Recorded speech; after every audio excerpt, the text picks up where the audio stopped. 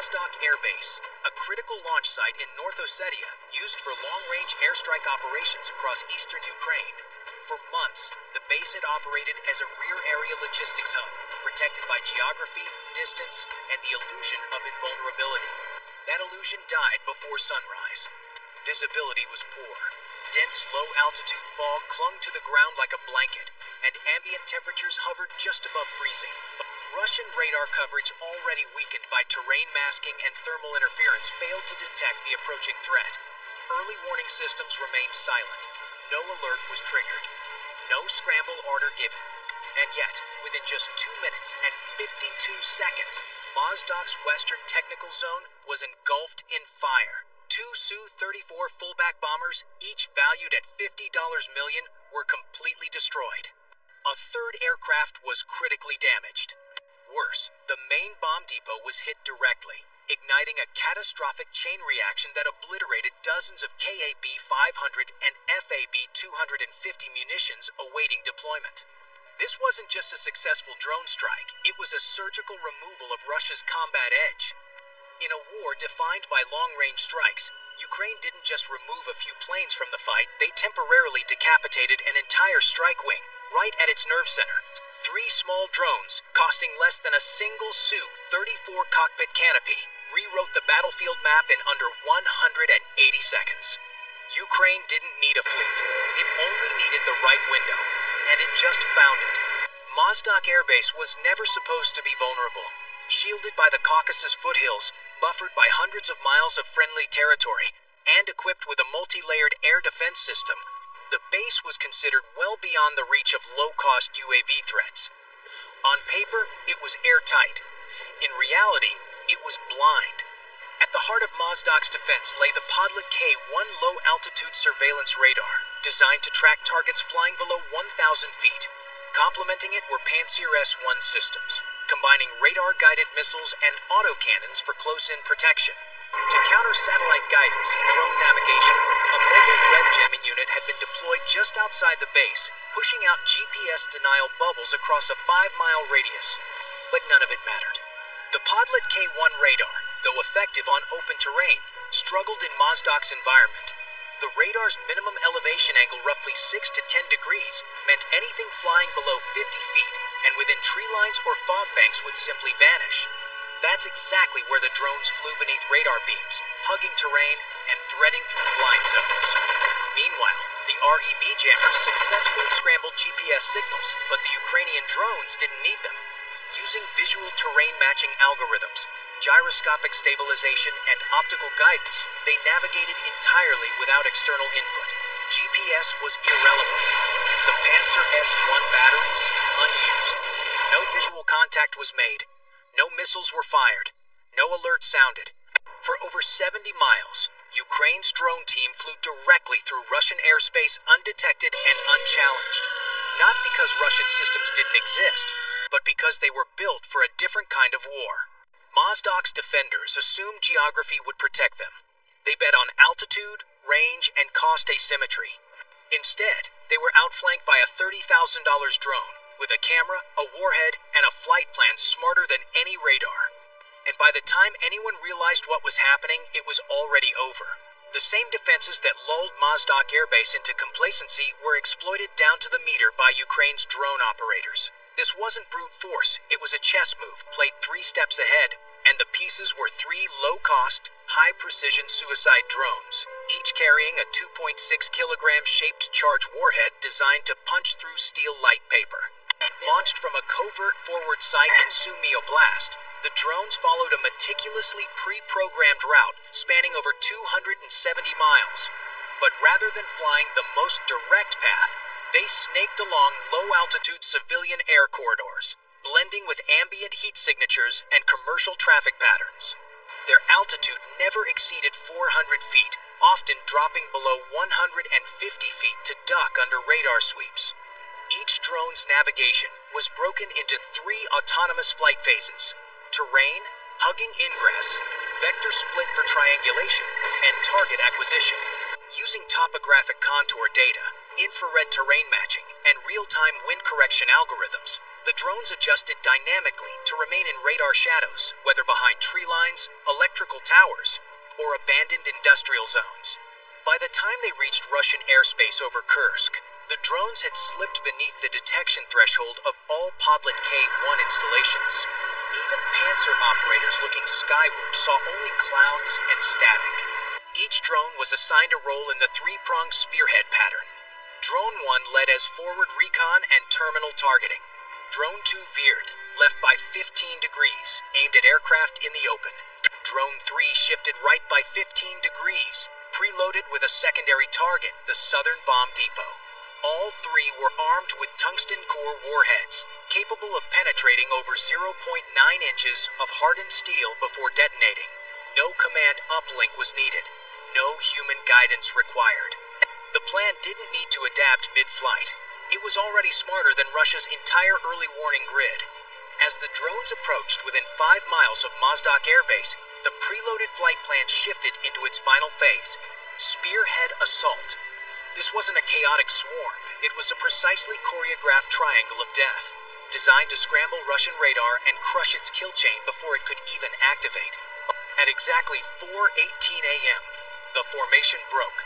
Drone 1 held the center line, climbing slightly to approximately 400 feet, 120 meters, just high enough to get visual confirmation of target structures through light thermal fog. Its mission: confirm the layout, identify active aircraft, and lock in strike vectors. It carried real-time terrain recognition software linked to visual signature libraries of Su-34 bombers and base infrastructure. Meanwhile, Drone 2 banked 15 degrees to the left, dropping to 295 feet, 90 meters. Drone 3 mirrored the move right, flying at 360 feet, 110 meters. Together, they formed a staggered flanking arc designed to split Russian radar beams, generate false echoes, and overwhelm any automated fire control systems attempting to track multiple targets at different altitudes and approach angles. The environment did the rest. Mozdok's approach corridor is flanked by dense tree lines, tin-roofed equipment depots, and uneven terrain, a natural blend of heat variation and angular clutter that feeds false positives into thermal imaging systems. Combined with pre-dawn ground inversion layers, the radar horizon was nearly useless. The Russian Podlet K-1 radar, with a minimum scan angle of 6 to 10 degrees, couldn't pick up anything flying below the canopy line. And that's exactly where the drone stayed, slipping under tree cover, hiding in thermal shadows, and riding dead angles like ghosts in the wires. By the time they reappeared less than 2,500 meters from impact, it was already too late. No alarms, no launches, just silence before the storm. When the first explosion erupted from Hangar Bay 2, the shockwave rippled across Mozdok like a sledgehammer. Drone 1 had struck its mark with surgical precision, its shape-charged warhead slicing through the steel roof before igniting a fuel cell and secondary oxygen tank near the repair bay. In under 20 seconds, the freshly restored Su-34 marked Red 34 was engulfed in flame, its radar panels buckling, cockpit collapsing, and fuselage reduced to scorched titanium. But that was just the beginning. Drone 2 came in low and fast, hitting a fully armed Su-34 Red 23, parked near the eastern tarmac. The warhead detonated beneath the bomb pylon, triggering a near-instant explosion of the KAB-500 laser-guided bombs mounted on the aircraft. The resulting fireball rose over 200 feet, blasting nearby service vehicles and crippling the adjacent jet, Red 29, with shrapnel to its tail and fuel lines. Seconds later, Drone 3 tore into the southern bomb storage facility. The strike landed at the structural seam between the tin roof and concrete wall, a known weakness. The first FAB-250 inside detonated less than a second later. What followed was a chain reaction. Over 30 high-explosive bombs, stored without blast partitions, went off in brutal succession. The thermal column reached over 650 feet, visible on civilian satellites. Debris rained across the western base, punching holes in the fuel depot, damaging maintenance rigs, and flattening communications arrays. The entire Western Technical Zone repair hangars, munitions, stores, auxiliary power units was rendered inoperable. Estimates suggest it will take 10 to 14 days just to clear the wreckage, and far longer to restore full operations. For less than the cost of one glide bomb, Ukraine had shattered a node of Russian air power. The smoke over Mozdok hadn't even cleared before the fallout spread across Russia's military chain of command. Within hours of the blast, the Ministry of Defense ordered emergency inspections at every major airbase supporting operations in Ukraine. Satellite imagery confirmed at least 4 sites, including Taganrog, Morozovsk, and Engels, went into immediate lockdown, halting flight operations and sealing munition storage areas for inspection. Fear wasn't limited to bombs, it extended to air defense gaps. In a dramatic and costly pivot, the Kremlin began redeploying Panzer-S-100s and electronic warfare assets away from frontline zones like Zaporizhia and Bakhmut, repositioning them hundreds of miles back to shield rear-area air bases. The irony was clear. The weapons meant to protect the offensive were now protecting the launch pads. Despite the mobilization, there was no easy fix. Surveillance drone patrols doubled, and GPS jamming was ramped up around high-value sites, but Ukraine's strike had proven these defenses could be bypassed with terrain-matching AI and preloaded mission profiles. Traditional jamming was no longer a guarantee of security.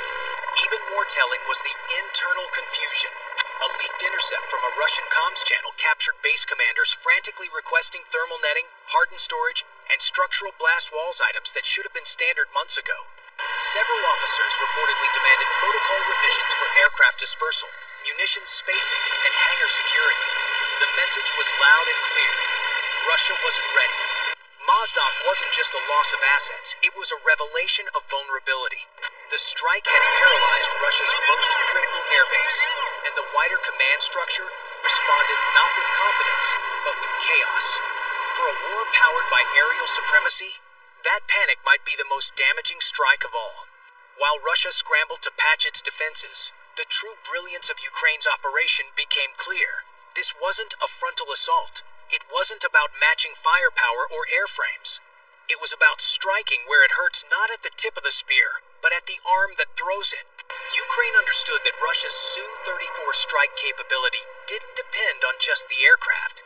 It depended on a fragile web of maintenance, munitions, logistics, and uninterrupted airbase operations.